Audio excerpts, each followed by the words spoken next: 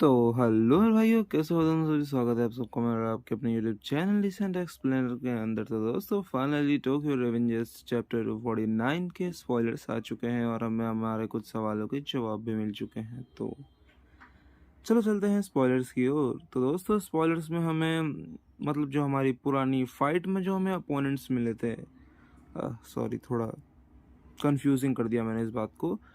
तो पिछले चैप्टर में जो हमारे तोमान और कांटोमांजी गैंग में जो मेंबर आमने सामने भिड़े थे, जैसे कि हतानी ब्रदर्स और मित्सुया हकाई, सेंजू हारुचियो, चिफुयु मोची, इनुपी वकासा, आत्सुशी और मादारामे।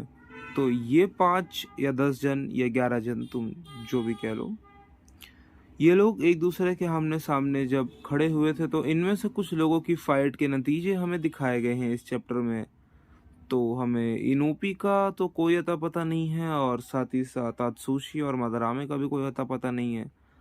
तो हमें सिर्फ यहाँ पे मित्सुया, हैतानी ब्रदर्स, सेंजू, हारुचियो, चिफुयु और मोची की लड़ाई के नतीजे दिखाए गए हैं। एक्चुअली क्लियरली तो नहीं बताया गया है, बट समझ रहे हो ना, इस पॉइंट के आने के बाद उनका हारना भी अब नामुमकिन है।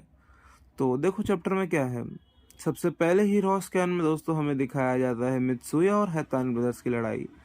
तो इसमें होता क्या है कि जो हमारा हकाई है ना, वो रिंडो को लिटरली अपने कंधे पर उठा के भाग जाता है। हाँ, वो उसको किडनैप कर लेता है। Can you believe it, literally हकाई रिंडो को किडनैप कर लेता है भाई बीच फाइट से, ताकि वो उससे 1-on-1 लड़ सके।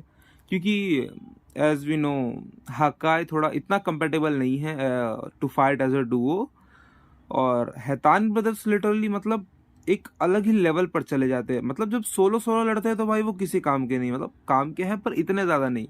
और as a duo they are भाई, क्या ही बताऊं, नेक्स्ट लेवल पर है। समझ रहे हो ना, as a duo Haitani brother next level पर है। तो इसी वजह से मेरे को जहां तक लगता है कि मित्सुया और हकाई ने ये प्लान किया होगा उनको अलग अलग कर दे। समझ रहे हो, उनको अलग अलग करके 1-on-1 फाइट करे, जिससे उनको काफी ज्यादा प्रॉफिट होगा। और जैसा कि हमें पता है कि भाई बड़ा बंदा बड़े से लड़ेगा, छोटा बंदा छोटे से लड़ेगा। तो दैट्स वाई हकाई ने रेंडो को उठाया और मित्सुया ने रान को। रान और मित्सुया की जो फाइट होती है उसमें मित्सुया डोमिनेट कर देता है लड़ाई को। हाँ दोस्तों, मित्सुया जीत जाता है। एक्चुअली जीता तो नहीं है, पर इसके बाद यार उसका हारना ही नामुमकिन है। मतलब तुम देखो तो सही भाई, रान इस तरह भाई लाचार जमीन पर बैठा है और मित्सुया उसके आगे खड़ा है। और कुछ हमें लाइन भी लिख कर आई है उनकी, जिसमें मित्सुया कहता है खड़े हो जाओ हैतानी रान, एंड रान वाज लाइक बेवकूफ, क्या तुम्हें सच में लगता है कि मैं अभी भी खड़ा हो सकता हूँ। और उसके बाद मित्सुया कहता है आखिर में ये काफी बढ़िया 1-on-1 था, शाबाश। और तुम लोग यार उनके मुंह पे स्माइल देख ही सकते हो, कितनी लाजवाब स्माइल है उनके मुंह पर। और अब इस फाइट के बारे में हम एंड में थोड़ी सी और बात करेंगे। चलो अभी आगे के पेजेस पर चलते हैं। और अगर मैं दोस्तों हकाई की बात करूँ तो जहाँ तक है हकाई भी लीक्स के हिसाब से तो भाई अपनी हिस्से की लड़ाई को डोमिनेट कर ही रहा है। अब बाकी के चैप्टर में पता चलेगा कि क्या हुआ हकाई का सीन। और उसके बाद दोस्तों अगले लीक में हमें चिफुयु और मोचिजुकी दिखाए जाते हैं, जिसमें मोचिजुकी काफी मतलब थका हुआ और कंफ्यूज लग रहा होता है। मतलब वो अपने मन में सोच रहा होता है कि मैं इससे हार रहा हूँ, इस चूजे से, मैं कैसे, मतलब। और इसमें भी हमें कुछ लाइनें लिखकर आई हैं जिसमें मोची कहता है शिट, आखिर आखिर मैं हार ही क्यों रहा हूँ, जबकि हम दोनों की फिजिक, बॉडी एक दूसरे के आसपास भी नहीं है। मैं उससे इतना ज्यादा बड़ा हूँ, विशाल हूँ। और उसके बाद चिफुयो कहता है आज तुम इस वजह से हारोगे और मैं इस वजह से जीतूंगा, क्योंकि मैं हमेशा से तुमसे 100 गुना ज्यादा बड़ा था, बाहर से नहीं बल्कि अंदर से। तो काफी मतलब सही लाइन बोली यहाँ पे चिफुयो ने। और अगर तुम देखो तो यार कहीं से भी चिफुयु मोची के आसपास भी नहीं, क्योंकि मोची काफी ज्यादा बड़ा है उससे। शारीरिक अगर तुम कंपैरिजन करोगे तो काफी ज्यादा बड़ा है वो, बट फिर भी वो हार रहा है। लिटरली तुम देख रहे हो क्या ही घूसा मारा है चिफुयु ने भाई, जमीन पर पड़ गया है मोची। और चिफुयु बिल्कुल हार मारने को तैयार नहीं है, उसकी आंखों में गुस्सा साफ साफ झलक रहा है। ये वाली बात होनी चाहिए यार, एक बंदे में ये वाली बात होनी चाहिए। तोमान के वाइस कैप्टन में ये बात अगर भाई बंदा लिटरली वाइस कैप्टन बना है तो उसमें वो बात होनी चाहिए, और वो बात चिफुयू में है। क्या क्या ही बोलूं भाई, लिटरली चिफुयू ने कमाल कर दिया भाई फाइट में। और अगले पेज में हम ना चाहते हुए भी हमें ये सीन देखना पड़ रहा है जिसमें संजू हार रही है। Yes guys, Senju is not dominating her fight, but she is getting beaten up by Sanzu, और ये चीज़ मेरे को बिल्कुल पसंद नहीं आ रही।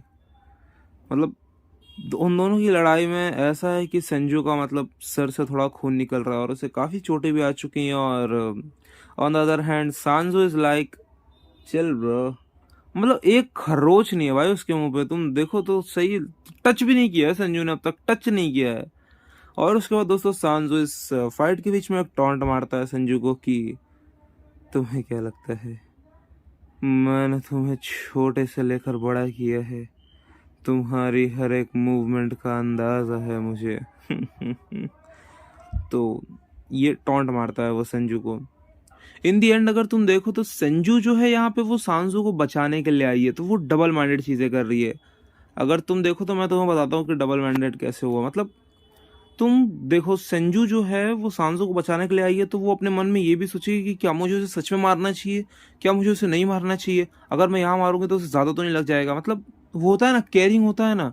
और सांजू जो है ना भाई वो दरिंदा है, वो नहीं सोचेगा कि मेरी बहन है, छोटी बहन है, बड़ी बहन है, क्या फर्क पड़ रहा है मेरे को, उसको सिर्फ जीतना है, उसको सिर्फ माइकी के लिए जीतना है, उसको हराना है, खत्म करना है। तो वो उस टाइप का बंदा है, वो इतना ज्यादा स्ट्रेट फॉरवर्ड है कि वो कोई दूसरी चीज के बारे में सोचेगा ही नहीं। और दूसरी बात, उसके पास एक स्टील की रॉड है, और on the other hand Sanju के पास कुछ भी नहीं है, वो बेयर हैंडेड है। तो सांजू के पास बहुत ज्यादा एडवांटेज है, समझ रहे हो। बाकी सबकी लड़ाई में मित्सुया को भी सिर्फ जीतना था, रान को भी सिर्फ जीतना था, मोची को भी सिर्फ जीतना था, चिफ्यू को भी सिर्फ जीतना था। तो उनकी लड़ाई जो है वो दोनों साइड से बराबर थी, पर इनकी लड़ाई वन साइडेड हो रही है। तो ये चीज जो है ये काफी ज्यादा खराब है। अगर एक बार को संजू वकासा से भी लड़ती तो चल जाता यार, तो फिर भी वो लड़ देती, पर अपने ही भाई से जिसकी वो केयर करती है वो थोड़ा मुश्किल है। और एक तो उसके गलत बनने का जिम्मेदार भी संजू खुद को ही मानती है। तो आई थिंक यार ये काफी ज्यादा मतलब संजू के लिए बहुत ज्यादा बेकार जाने वाला है, ये उसके लिए बहुत मुश्किल जाने वाला है भाई, बहुत ही ज्यादा। और अब थोड़ी सी बात कर लेते हैं हतानी रान और मित्सुया के भी, कि यार देखो जो स्माइल है ना रान की, इसके दो मतलब है, मैं तुम्हें समझाता हूँ कैसे। यार इन दोनों की स्माइल देख के मेरे को ऐसा लग रहा है कि अभी मित्सुया अपने हाथ को आगे बढ़ाएगा और रान उसके हाथ को मतलब पकड़ लेगा, और उसके बाद एक नॉर्मल इंसान की तरह खड़ा होगा और दोनों दोस्त बन जाएंगे, ठीक है। ये पॉसिबिलिटी है, देखो ऐसा झूठ नहीं कह रहा हूँ मैं, तुम खुद ही देखो, तुम फिर समझ जाओगे कि यार वो लोग अब दोस्त बन सकते हैं। और जिस तरह से वाकुई सर ने उनका कनेक्शन भी दिखाया है, तो आई थिंक मेरे नज़रिए से। और दूसरा ये है कि यार मित्सुया मारा जाएगा। अब ये कैसे मैं तुम लोगों को समझाऊं, कैसे अपना पॉइंट रखूं कि यार मतलब बहुत टाइम से ना काफी सारे मतलब ऐसे अजम्पशंस, लीक्स तो नहीं कह सकते यार, लीक्स तो नहीं कह सकते, बट काफी सारे लोगों ने ऐसा अपना मन से बोला है, मन से बोल रहा हूँ, ठीक है। इनफैक्ट मैंने भी सोचा है, और काफी सारे मतलब यूट्यूबर्स या जो भी टोक्यो रेंजर के फैंडम में ऐसी बातें चल रही है, काफी सारे अजम्पशंस हुए हैं इस बारे में कि मित्सुया फाइनल फाइट में जो है मारा जाएगा। Yes, Mitsuya will die. तो मित्सुया कब मर सकता है, अभी ही ना, और बाद में तो उसे कोई मारेगा नहीं। और as you all know, Haitani brothers भाई हमेशा ही डर्टी गेम्स खेलते हैं, और वो लिटरली फिक्र नहीं करते। क्योंकि उस दिन भी जब रान ने मित्सुया के सर पर ईंट से वार किया था, तो उसने कोई सेकंड थॉट नहीं लाया अपने मन में कि अगर ये मर गया तो क्या। तो बंदा अभी भी ऐसा क्यों नहीं कर सकता, अभी भी वो कोई हथियार से मित्सुया के ऊपर अटैक क्यों नहीं कर सकता।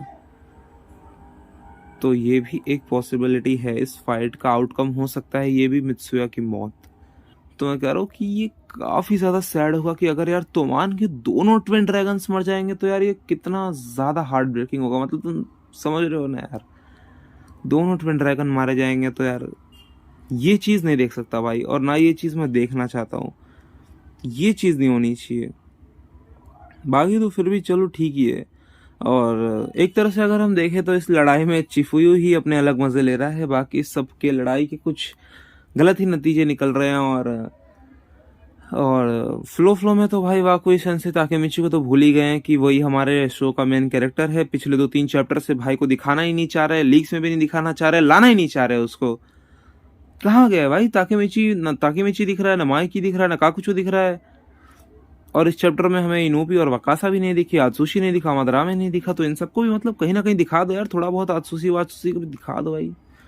चलो ठीक है। बाकी तो दोस्तों चलो मिलते हैं चैप्टर में, और बस तब क्या, तब तक इंतजार करो। चैप्टर भी आने वाला है 2 दिन में, या हाँ 2 दिन में आएगा, इतनी जल्दी तो आएगा नहीं। तो 2 दिन में चैप्टर आ जाएगा और तीसरे दिन हमारी वीडियो भी आ जाएगी। तो इंजॉय, टाटा बाय बाय, क्या बोलूँ, good night, take care, love you all.